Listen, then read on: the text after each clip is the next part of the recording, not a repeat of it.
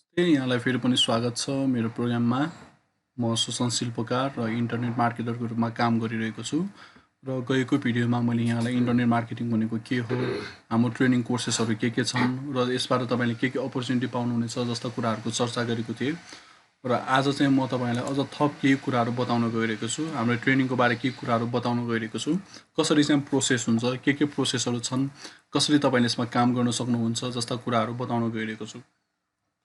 सुरुमा तपाईँले ट्रेनिङमा इन हुन अगाडि, तपाईँले ट्रेनिङ लिन अगाडि ट्रेनिङ हाम्रो ट्रेनिङ कोर्स हुन्छ। ट्रेनिङ कोर्स तपाईँले सुरुमा पर्चेस गर्नुपर्ने हुन्छ हैन। सुरुमा तपाईँले पहिला ट्रेनिङ कोर्सलाई पर्चेस गर्नुहुन्छ।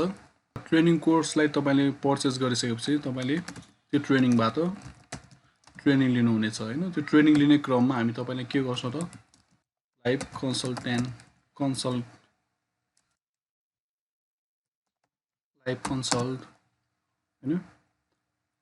अरू जस्तै मेन्टरसिप, सबै सर्भिसहरू जे जति तपाईँलाई सिक्नलाई चाहिने सर्भिसहरू सबै प्रोभाइड गर्नेछौँ हैन। र तपाईँले यो ट्रेनिङ लिएर हैन एज अ इन्टरनेट मार्केटरको रूपमा काम गर्ने हो भने पहिला सुरुमा तपाईँले ट्रेनिङलाई राम्ररी बुझ्नुपर्ने हुन्छ हैन। र ट्रेनिङलाई राम्ररी बुझिसकेपछि तपाईँले यो प्रोडक्टलाई चाहिँ प्रमोट गर्नुपर्ने हुन्छ। तपाईँको आफ्नो प्रोडक्ट चाहियो सुरुमा हैन। एज एन इन्टरनेट मार्केटरको रूपमा काम हुनलाई सुरुमा तपाईँको एउटा प्रोडक्ट चाहियो। ट्रेनिङ छ, यही तपाईँको ट्रेनिङ कोर्स अथवा यही तपाईँको प्रोडक्ट हुनेछ। जस्तै जुन यो ट्रेनिङ कोर्स छ अथवा हामी यसलाई के भन्छौँ, डिजिटल कोर्स जुन छ हैन, यो तपाईँको प्रोडक्ट हुनेछ। र तपाईँले के गर्नुपर्छ त, यही प्रोडक्टलाई मार्केटिङ गर्नुहुन्छ हैन। यही प्रोडक्टलाई तपाईँले इन्टरनेटद्वारा मार्केटिङ गर्नुपर्ने हुन्छ अथवा प्रोडक्ट अथवा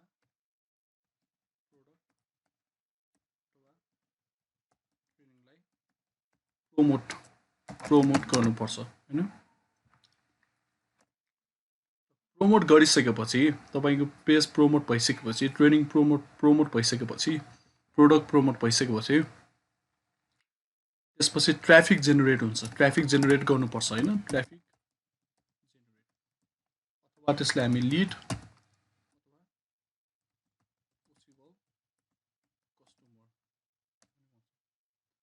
सुरुमा तपाईँले ट्रेनिङ किन्नु पर्यो। ट्रेनिङ किनिसकेपछि तपाईँले ट्रेनिङ लिनुहुन्छ। ट्रेनिङ लिइसकेपछि तपाईँले एज एन इन्टरनेट मार्केटरको रूपमा काम गर्नलाई सुरुमा तपाईँलाई प्रोडक्ट चाहियो। र त्यो प्रोडक्ट भनेको हाम्रो ट्रेनिङ कोर्स जुन तपाईँले किन्नु भएको छ, र त्यसलाई डिजिटल प्रोडक्ट अथवा डिजिटल कोर्स पनि भन्छौँ। त्यसलाई मार्केटिङ गर्नुहुन्छ अथवा त्यसको प्रोडक्सन प्रमोट गर्नुहुन्छ त्यो प्रोडक्टलाई हैन इन्टरनेटबाट। र टुल्सहरू के छन् मैले पछिल्लो भिडियोमा भनेकै थिएँ यहाँलाई। र प्रमोट गरिसकेपछि तपाईँको ट्राफिक, लिड अथवा पोसिबल कस्टमर पनि भन्छौँ हामी त्यसलाई। र त्यो जेनेरेट हुन्छ हैन। तपाईँको त्यो जेनेरेट भइसकेपछि तपाईँले के गर्नुहुन्छ त, कस्टमरसँग डिल गर्नुपर्ने हुन्छ। र डिलको लागि के स्किलहरू चाहिन्छ हैन, कसरी डिल गर्नुपर्छ अथवा कसरी चाहिँ तपाईँले कन्भर्जन गर्ने, यो प्रोसेसहरू चाहिँ तपाईँलाई हामी यो ट्रेनिङबाट चाहिँ डिटेलमा राम्ररी सिकाउनेछौँ हैन। र डिल गरिसकेपछि तपाईँको सेल्स क्लोज हुन्छ हैन। प्रोसेस चाहिँ यही हो।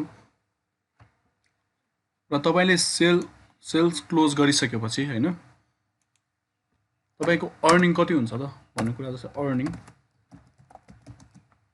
अर्निङको कुरा गर्दाखेरि जस्तै तपाईँले कुनै पनि ट्रेनिङ सेल्स गरिसकेपछि तपाईँको अर्निङ भनेको 50 to 60% of total training course fee हैन। जस्तै तपाईँले 100%मा जुन ट्रेनिङ किन्नुभएको छ त्यसबाट 50 to 60% कमिसन भनौँ न एक किसिमको हैन,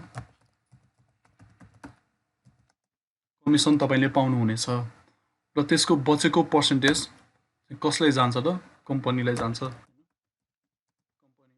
हाम्रो कम्पनीको मेन्टरलाई जान्छ, मेन्टरसिपलाई जान्छ। जस्तै हाम्रो मेन्टरसिप हुनुहुन्छ अनुज, उहाँलाई जान्छ हैन बाँकी पर्सेन्टेज चाहिँ। सुरुमा तपाईँले ट्रेनिङ कोर्स किन्नुहुन्छ। सुरुमा तपाईले ट्रेनिङ कोर्स किन्नुपर्ने हुन्छ र त्यसपछि ट्रेनिङ लिनुहुन्छ हैन, राम्ररी सिक्नुहुन्छ, के त्यसमा सिकाएको कुरालाई राम्ररी पहिला तपाईले जान्नुहुन्छ, त्यसपछि त्यो ट्रेनिङलाई एज अ प्रोडक्टको रूपमा तपाईले मार्केटिङ गर्नुहुन्छ इन्टरनेटबाट र त्यसपछि तपाईले प्रमोट गरिसकेपछि ट्राफिक जेनेरेट हुन्छ तपाईको र ट्राफिकलाई डिल गरेर तपाईले सेल्स गर्नुपर्ने हुन्छ हैन। र सेल्स भइसकेपछि तपाईको जुन अर्निङ हुन्छ, अर्निङ तपाईले 50 to 60% of total course fee हैन, जुन चाहिँ कमिसन पनि भन्छौँ त्यो पाउनुहुनेछ र बाँकी चाहिँ कम्पनी अथवा मेन्टर अथवा हाम्रो मेन्टर anushbhai.com उहाँलाई जान्छ। र यसरी नै यो नेटवर्किङ जुन छ हैन, यो प्लेटफर्मको नेटवर्किङ चाहिँ हामी अगाडि बढाउँदै जान्छौँ र तपाईले ट्रेनिङ बेच्नु त भयो, बेचिसकेपछि तपाईको रेस्पोन्सिबिलिटी के रहन्छ त? रेस्पोन्सिबिलिटी हैन, तपाईको जस्तै ड्युटी भनौँ न, एक किसिमको ड्युटी जिम्मेवारी हैन, के रेस्पोन्सिबिलिटी हुन आउँछ त तपाईको भन्दाखेरि तपाईले राम्ररी ट्रेन गराउनु पर्यो हैन, राम्ररी ट्रेनिङ प्रोभाइड गराउनु पर्यो हैन। राम्ररी ट्रेनिङ कसलाई प्रोभाइड गराउनुपर्छ? तपाईको आफ्नो कस्टमरलाई अथवा तपाईको आफ्नो स्टुडेन्टलाई जसलाई तपाईले सेल्स गर्नुभएको छ हैन, उहाँलाई तपाईले ट्रेनिङ प्रोभाइड गर्नुपर्ने हुन्छ। र साथसाथै तपाईले टाइम म्यानेजमेन्ट गर्नुपर्ने हुन्छ। यदि तपाईले ट्रेनिङ बेच्नुभयो तर ट्रेनिङ पनि दिन सक्नु भएन, राम्ररी टाइम म्यानेज गर्नु भएन आफ्नो स्टुडेन्टको लागि अथवा आफ्नो कस्टमरको लागि भने कस्टमर सेटिस्फ्याक्सन हुँदैन र तपाईको ट्रेनिङ अथवा तपाईको जुन यो प्रोडक्ट छ राम्ररी तपाईले प्रमोट गर्न सक्नुहुन्न। तपाईले एज एन इन्टरनेट मार्केटर राम्ररी काम गर्न सक्नुहुन्न।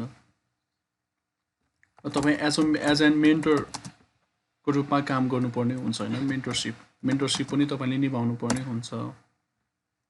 र भनेको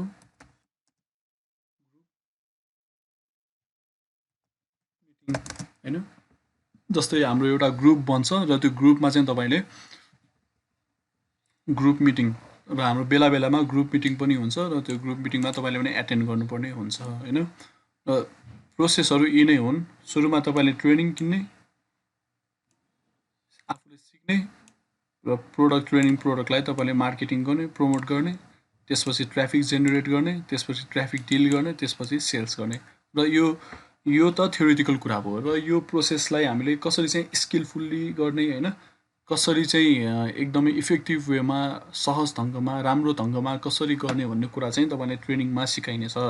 र अर्निङको कुरा गर्दाखेरि 50 to 60% भयो र रेस्पोन्सिबिलिटी तपाईले ट्रेनिङ राम्ररी प्रोभाइड गर्नुपर्ने हुन्छ, टाइम म्यानेज गर्नु पर्यो हैन, मेन्टरशिप निभाउनु पर्ने हुन्छ र ग्रुप मिटिङ अथवा ग्रुपमा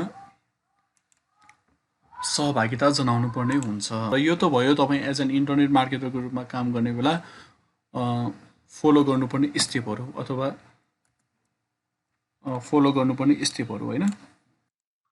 अरू पनि प्लेटफर्महरू छन्, जस्तै तपाईँ इन्टरनेट मार्केटर भएरै काम गर्नुपर्ने भन्ने पनि छैन। यो ट्रेनिङ लिइसकेपछि अरू अपर्च्युनिटी पनि छन्, जस्तै मैले पहिलाको भिडियोमा नै मेन्सन गरिसकेकै थिएँ।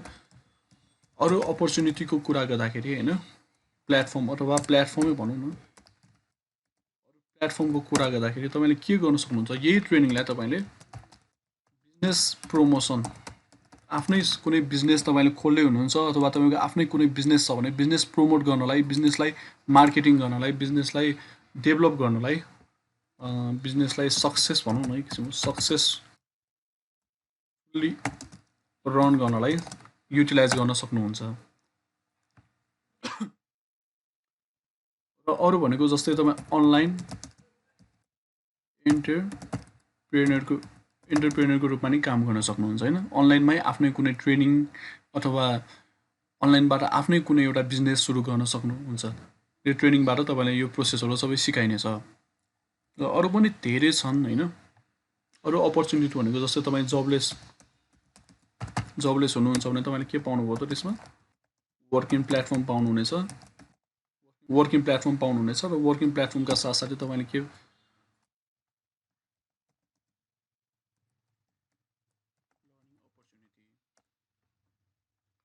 अरू पनि धेरै छन् हैन। सो अन अरू पनि धेरै छन्। यो ट्रेनिङमा तपाईले धेरै कुराहरू सिक्ने अपर्च्युनिटी हो। र यो प्लेटफर्म जुन अपर्च्युनिटी हाम्रो ट्रेनिङ छ, यसलाई हामी के भन्छौँ?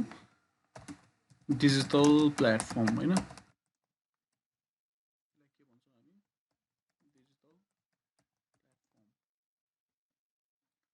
यो प्लेटफर्ममा रहेर तपाईले धेरै कुरा सिकेर हैन अर्निङ गर्ने र लर्निङ गर्ने अपर्च्युनिटी दुवै पाउनुहुनेछ। सुरुमा ट्रेनिङ किन्ने, त्यसपछि ट्रेनिङ आफूले सिक्ने, त्यसपछि त्यही ट्रेनिङको प्रमोट गर्ने, अरू पनि धेरै अपर्च्युनिटी छ। यदि तपाईँ इन्टरनेट मार्केटिङको रूपमा काम गर्नु मार्केटरको रूपमा काम गर्नुहुन्छ भने ट्रेनिङको प्रमोट गर्ने, त्यसपछि ट्राफिकलाई जेनेरेट गर्ने र त्यसपछि डिल गर्ने ट्राफिकसँग अथवा कस्टमरसँग डिल गर्ने, त्यसपछि सेल्सलाई क्लोज गर्ने। र सेल्स क्लोज भन्नाले हामी के बुझ्छौँ र जस्तै कुनै पनि प्रोडक्टलाई तपाईँले मार्केटिङ गर्ने बेला कन्भिन्स गर्नु भएन क्लाइन्टलाई। तपाईँले क्लाइन्टलाई कन्भिन्स गरेर यदि सेल्स गर्नुहुन्छ भने तपाईँ राम्रो सेल्सम्यान हुनुहुन्न, राम्रो मार्केटर जनाइँदैन हैन। र अरू पनि थप केही कुरा बुझ्न चाहनुहुन्छ इन्टरनेट मार्केटिङ जुन हाम्रो ट्रेनिङ छ ट्रेनिङको बारे केही कुरा बुझ्न चाहनुहुन्छ भने मलाई सम्पर्क गर्नु होला हैन। डाइरेक्ट सम्पर्क पनि गर्नु सक्छ र मेरो कमेन्ट बक्समा कमेन्ट पनि गर्न सक्नुहुनेछ। र मेरो सम्पर्क नम्बर रहेको छ 9818287975 र मलाई मेल पनि गर्न सक्नुहुन्छ। मेरो मेल रहेको छ